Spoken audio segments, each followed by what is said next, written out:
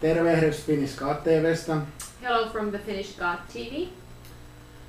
Tänään puhutaan rakkauden ihmeellisyydestä. Tonight we talk about the miracle of love.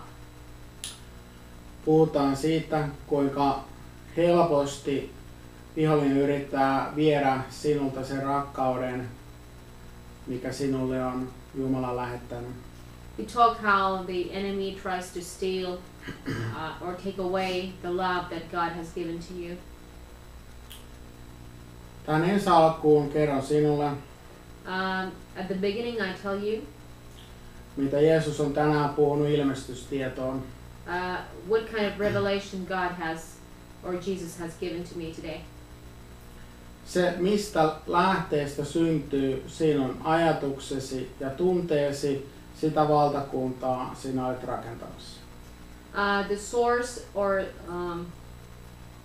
the root where your thoughts are coming from, that is the kingdom that you are building.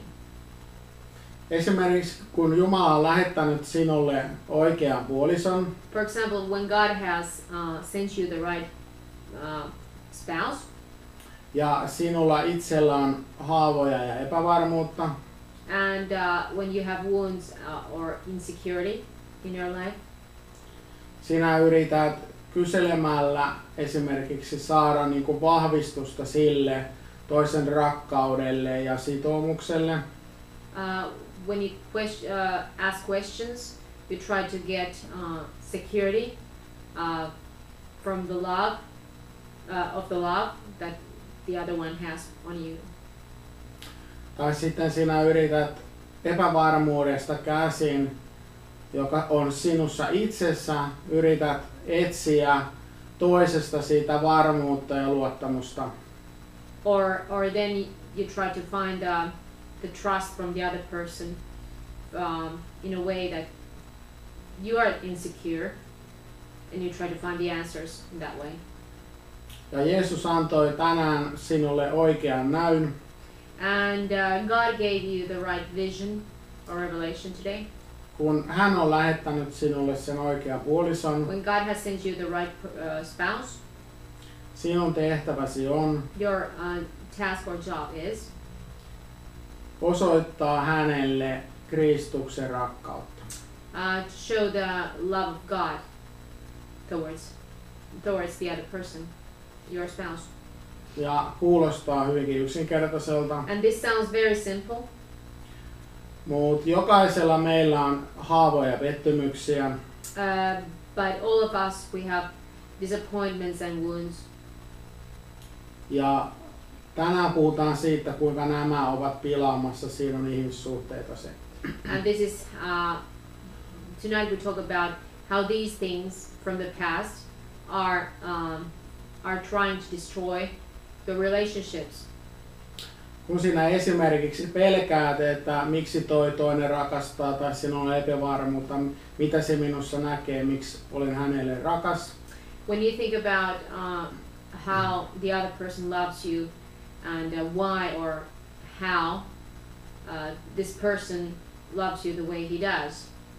Ja tästä lähtökohdasta esimerkiksi kyselet, mitä tykkäät ulkonäöstä, vaatteista. Ja jos tämä on sinun motiivisi kysyä asioita, And if you try to ask the person what you think about the way I'm dressing or how I look like, this comes from your insecurity. niin silloin, koska lähtökohta on väärä, niin sinä olet aina rakentamassa näillä kysymyksillä vihollisen valtakuntaa. Because the foundation is not right. In this way you're building not the kingdom of God. Tai jos sinulla on epäuskoa esimerkiksi niin kuin mustasukkaisuutta tai pelkoja, niin nämä aiheuttavat myös kysymyksiä sille puolisolle. Or if you have fears or you are jealous, also these things in you, they make the questions will rise from this background.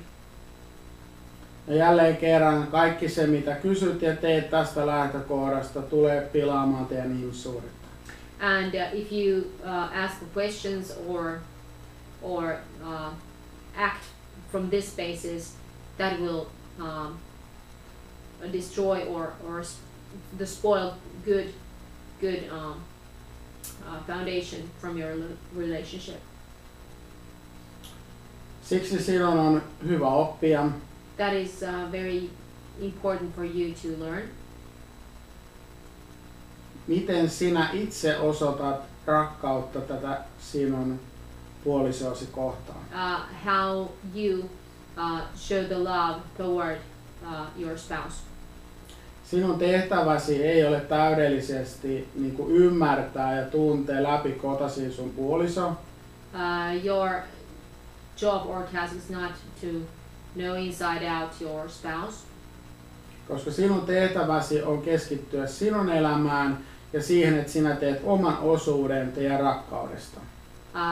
but to concentrate on the part which you have towards the other person, your part, which is what you can do. Mennään käytäntöön. Let's put this into the practice. Nykypäivänä on tilanteita, missä esimerkiksi mies voi olla niin kuin työtön ja nainen voi olla työssä ja niin kuin rikkaampi henkilö. Today it's possible that the woman can go to work and she can be the richer and the man can stay at home. Samoin jos puhutaan kotitöistä, niin on hyvä muistaa, että me ollaan kaikissa kotitöissä jollain tavalla yhdessä mukana. Että tavallaan ei ole mitään sellaista asiaa, mitä me ei voida tehdä yhdessä.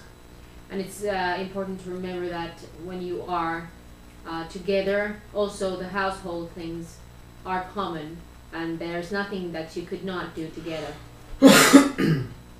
Ja Jumala muistutti semmoisesta elokuvasta kuin Pocahontas.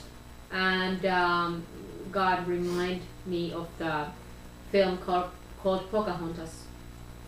Ja sen perusnäky on aivan oikea. And the vision of this film is totally right. Jumala on aina rakkauden kautta luonut siltoja rikkaan ja köyhän välille ja erilaisista lähtökohdista tulevien ihmisten välille. Jumala on luonut ihmeellisen sillan rakkauden liiton kautta. And God has always built the miracles, the bridge between two people, the one who is poor and the one who is rich. Ja tästä hypätään hengessä eteenpäin. And then we jump from this forward. Sinun on hyvä ymmärtää, It's important for you to understand. kun sinä olet rukoillut sitä oikeaa puolisoa itsellesi, When you have prayed the right spouse for yourself, sinun tulisi unohtaa täydellisesti kaikki sinun inhimilliset odotusarvot. you should forget all those expectations that you have, what you have towards the person. Koska se, mitä sinä odotat, että se toinen ihminen sanoo tai tekee, The thing that you expect that the other person do or does or thinks or says, se itsessään on jo side ja vankila. itself it's like a jail that you lock yourself into. Ja silloin Kristuksen rakkaus ei virtaa teidän välillänne oikein. And then the love of God or love of Christ doesn't flow between you two in the right way. Eli näky, mitä Kristus haluaa tänään sinulle antaa. The vision that Christ wants to give to you. Teidän on aina kaikista tärkeintä keskittyä keskinäiseen rakkauteen ja siihen, että te itse täysillä rakastatte, teette rakkauden tekoja, ymmärrätte, tulette toinen toistanne vastaan kaikissa arjen asioissa. It's important that you meet the halfway, the other one, that you support the other one and do things together. Ja lähetystyöntekijöiden on hyvä muistaa, And those ones who go to the mission work, it's very important to remember for them. Jeesus sanoi ihan selvästi siitä, että meidän on opittava kaikkien lähetystyöntekijöiden elään kiitollisuudessa tänä päivänä tässä hetkessä. And Jesus said that it's important that people they have they are grateful for the things that they have on this time. Ja vaikka me profeetallisesti nähdään, mikä on pielessä, mikä on väärin, ja me se ilmoitetaan, siitä huolimatta meidän on keskityttävä keskinäiseen rakkauteen, iloon ja siihen, että pala taivasta voi tänään tulla meidän rakkauden kautta maan päälle. And even though we see those things that are not correct or that need to be fixed, despite of all these things that we see and know in the prophetic level, it's important that we concentrate on love. Koska Jeesus sanoi suoraan siitä, että vasta silloin hän voi lähettää meidät, kun meillä on keskinäinen rakkaus, meillä on rakkauden koti ja siellä on keskinäinen kunnioitus ja pyhyys. Because Jesus said clearly that God is able to send people away from their homelands to the mission work when they have a common love and they share the love in their homes and with each other. Ja rakkaus on se koulu, missä meitä opetetaan, kuinka tulla toinen toisiamme puoleen väliin vastaan. And love itself, it's like a school where we are being taught how to meet the other one, the halfway. Sen takia meidän on elettävä tässä päivässä, missä me ollaan. Meidän on pystyttävä elämään rakkaudellisessa muutoksessa. And that's why it's important that we are able to learn to live.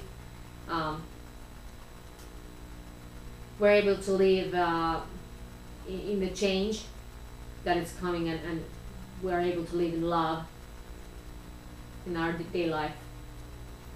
Ja se, mikä rakkaudellisessa viisaudessa on ihme, and what's the miracle in the wisdom of love, on se, että me voidaan tehdä toinen toisiamme kohtaan semmoisia niin kuin rakkauden tekoja, mitä se toinen ei ole voinut niin kuin odottaa, että hänelle tapahtuu jotain näin hyvää.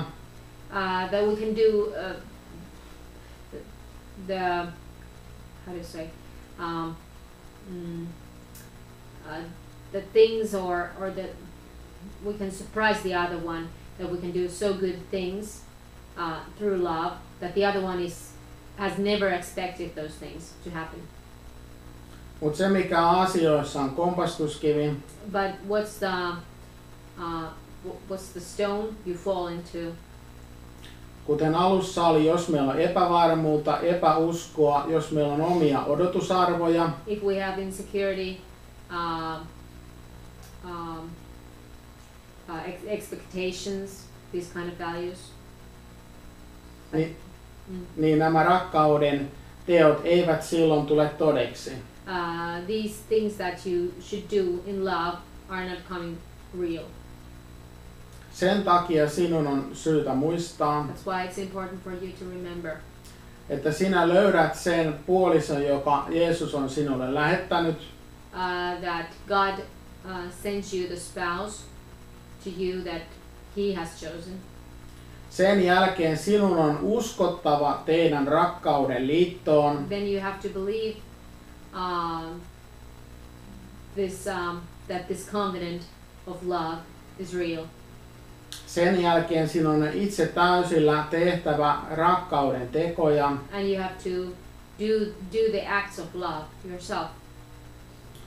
Ja samoin teidän molempien on yhdessä kasvettava, kahdesta ihmisestä on kasvettava yksi tavallaan niin kuin tahto ja sopusointu. And from the two people, there has to be the one mind and one harmony. It has to be, the two people has to be in the total harmony with each other. That's how the growth in the relationship must happen. Monesti parisuhteissa me kompastutaan siihen, Many times in relationships, many people fall into this trap.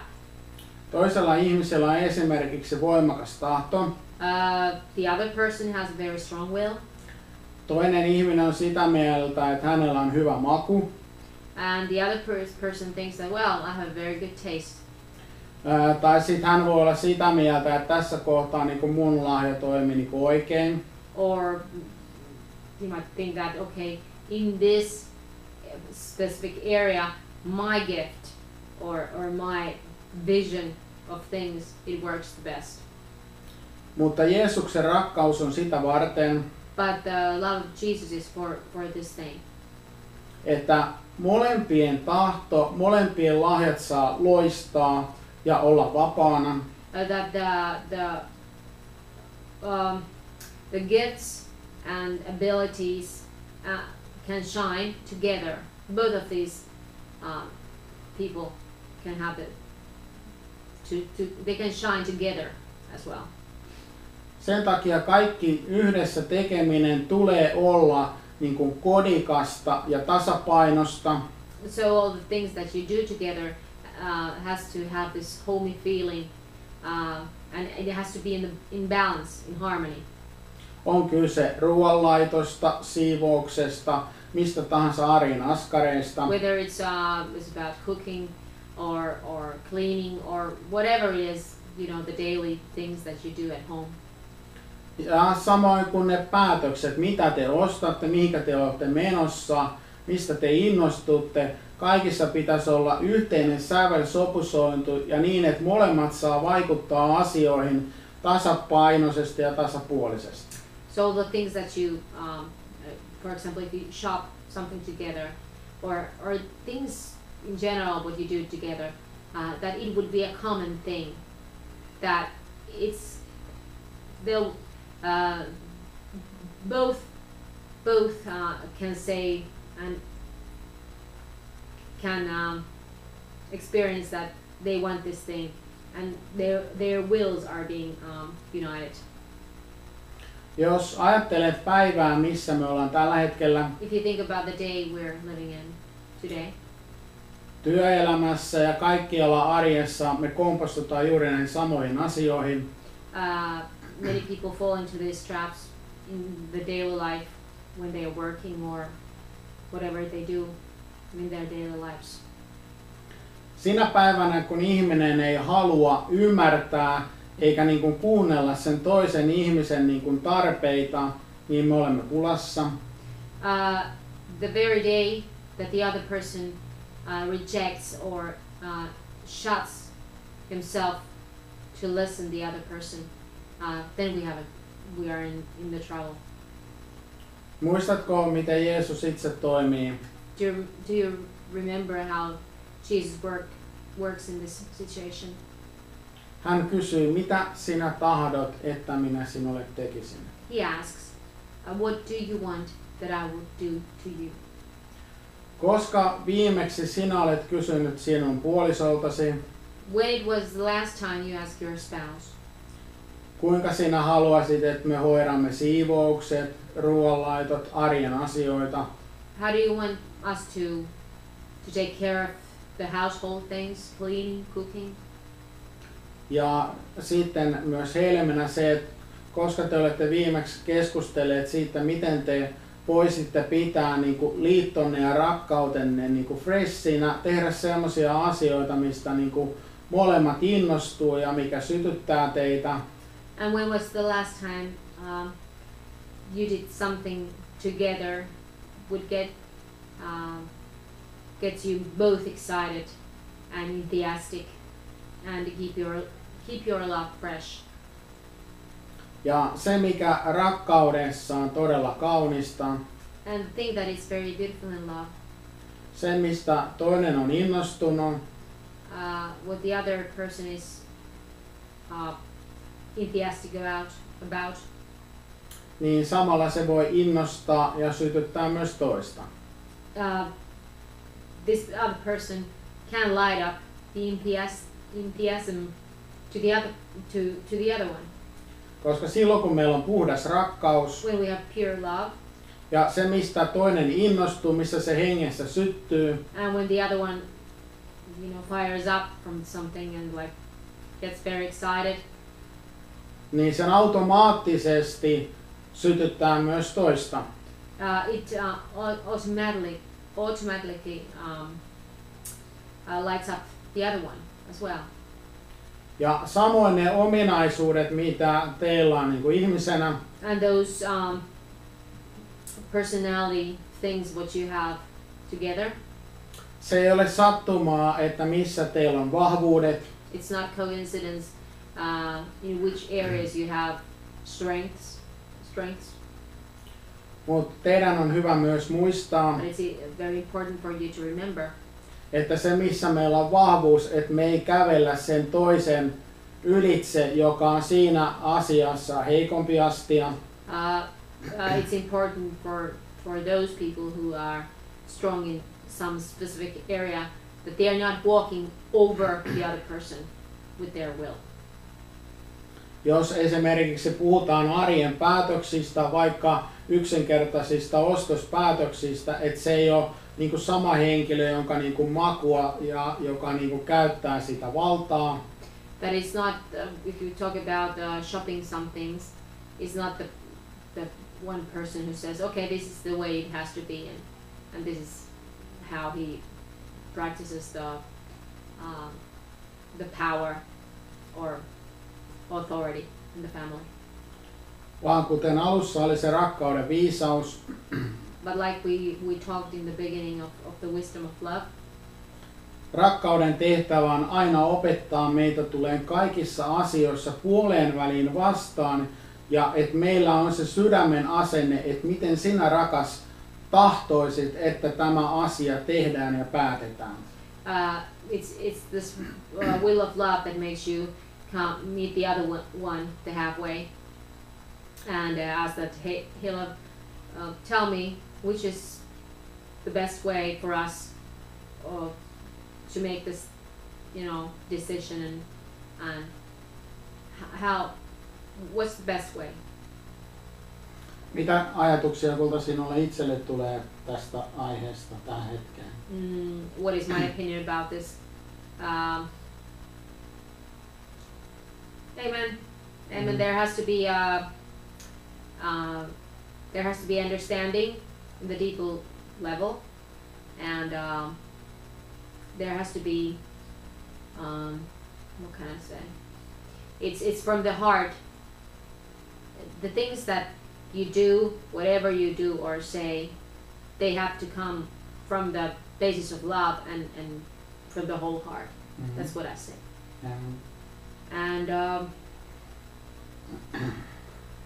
what I say that there's not. I think that nobody spends too much time for fixing their relationship in this hour where we're living in. That people are not, they're not taking care of it enough. They do care of their home probably, cleaning. I'm a person that clean too much. I'm cleaning too much about things, but actually I don't know. It's just that you do concentrate on things that you find important. If you find your relationship very important, then you concentrate on that, and then it's so simple. You have to realize that if you value your spouse, if you value the gift of God, which is the spouse, of course, then you spend time with him or her, or you give your best for her or him. Mm-hmm. It's like, and it's not that the other person has to do all these things. For example, if the other person is more romantic or something, it's not only his duty to do it, or the lady's work to do it. It's like we have our strengths, but like you said, meet the other way. That if we meet the other way, that's the most important thing. And I'm not translating this into Finnish. I'm just feeling that it's not necessary to do it, but anyway. Se mikä tähän tulee sitten vielä niinku jatkoa, ja tää oli aika niinku jännä, miten napakasti Jeesus puhui vielä tämmöisestä syvällisestä asiasta. And there's some continuation what I just said, and this is what Jesus really said to me, and he said it very straight. Koska sinun puolisosi on sinulle Jeesuksen lahja. He said that the spouse that God has given to you is a gift. Sinun velvollisuutesi on tehdä häntä kohtaan Jeesuksen tahdon. And it's your privilege, I would say. It's not only duty, it's also a privilege to do the will of the love of God towards the other person. To show the love. Ja jos sinä inhimillisesti ajattelet, että kun te olette mennyt naimisiin ja sinä pidät toista henkilöä itsestään niin kuin selvyytenä. And if you think that okay, you have married and you take the other person for granted. Ja sit sinä lähdet muuttamaan sitä toista niin kuin inhimillisesti ja yrität saada sen toisen ihmisen toimimaan niin kuin sinä haluaisit. And if you try to change this other person the way you want the person to act or behave. Niin Jeesus sanoi tähän asiaan aivan suoraan. Jesus said to this thing very straight and very clearly. Jos sinä et tee sinun puolisosi kohtaan Jeesuksen tahtoon, if you don't do the love of God towards your spouse, Jeesus lähettää sinun puolisollesi semmoisen henkilön, joka sen tekee. Jesus sends the person, the other person to this spouse that does the will of God. Ajattelepa näkövinkkeliä Jeesuksen lähtökohdista. You think about the point of view from the Jesus, how the Jesus sees these things. Sinun puolisosi on Jeesukselle niinku rakas ja tärkeä. Jesus finds this spouse which you have very dear and very important. Jeesus näkee tämän ihmisen kutsun sydämen ja tietää hänestä kaiken. Jesus knows this other person's call and his heart and everything that he has. Ja Jeesuksen silmissä hän voi olla esimerkiksi kuin painonsa arvosta kultaa. And he can be very full of gold into the eyes of Jesus. Mutta jos me emme inhimillisesti osaa arvostaa toisiamme oikealla tavalla, but if we cannot evaluate each other in the right way, jos me emme anna toisillemme rauhaa olla niin kuin ihmisenä Kristuksessa sitä, mitä me ollaan, if we don't give peace, what we are in the Christ as human beings, jos me yritetään itse hioa toistemme astioita sen makuiseksi, että se kävisi meille itselle, that we would try to shape or mold the other person that it would fit more perfect to me, the way it would be if I could able to change the person. Silloin me keskitytään väärin asioihin. Then we concentrate on the wrong things. Kuten äsken kuulit, when you heard it, ja kuten monesti on niin kuin sanottu, and it's said many times before, että myös vihollinen tulee lähettämään teidän liittoon ihmisiä ja niin sanotusti houkutuslintoja. And when the enemy tries to send the wrong people to the relationship, and this kind of how do you say, like tempting birds. Se on ihan totta. It's all true. Mutta but kuten äsken kuulit, jos sinä itse et tee sinun puolisosi kohtaan Jeesuksen tahdon, Jeesus lähettää sinun puolisollesi henkilön, joka sen tekee.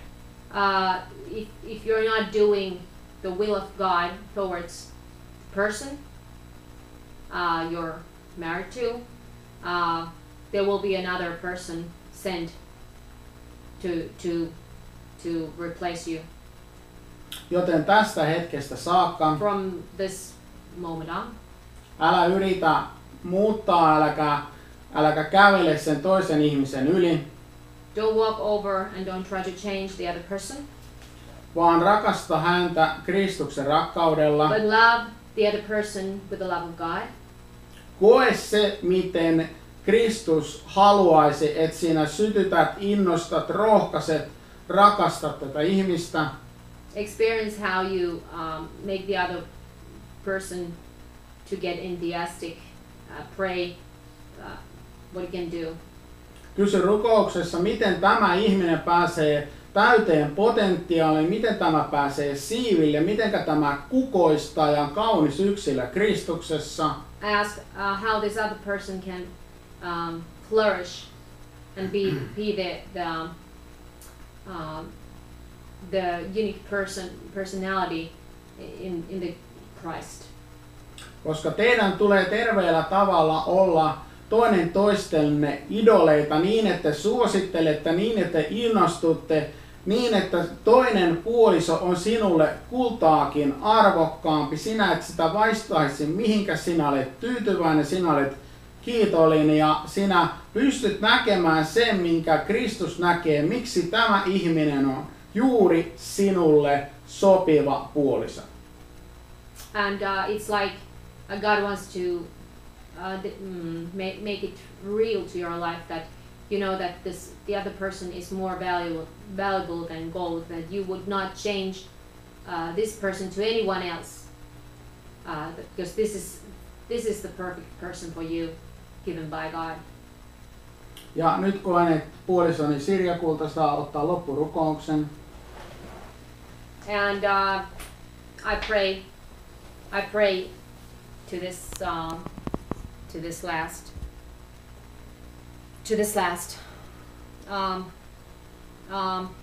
God, I just ask you to open the understanding and to bless all the marriages and all the relationships that are going to be husband and wife in your name in the future. And I ask you to bless them, and I ask you to give them the wisdom, but all above these things, I ask you to give them the will of love towards each other, not only when they say I do in the altar, but after that it will be daily continuum till they finally meet you. Amen.